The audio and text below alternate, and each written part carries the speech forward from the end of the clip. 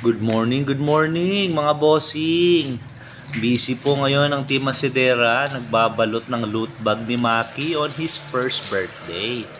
Yang po mga candies na meron kami, nako, sa malalayong lugar pa yung binili.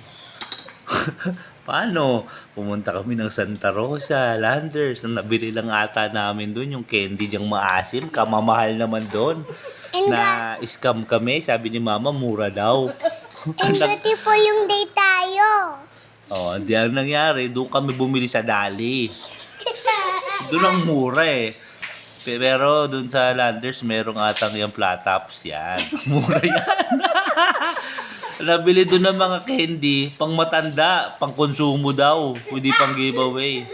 Alam mo namang kuripot ang daddy nyo. Eto na, inahalo na namin. Fishing. Ano ba? Binabalot? Hindi pala halo. Oh, yan. May panipad pa. Yan, upo na si Daniela. Ito na, huling-huli namin yan eh. Sabi ko, parang kulang yung ano. Ay, di pa pala. Kasi second take na to eh.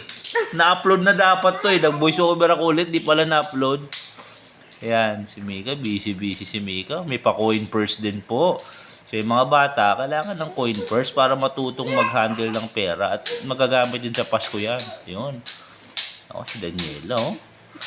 Unang upo, chocolate agad. Nguya, abang babalot. Yung mga bata, kung kulang-kulang yung nyo, loot bag nyo, si Daniela ang dahilan. Na. Nakakapagod po pala yan. 36, yan eh, packs eh. Hindi naman daming bata nun, 36.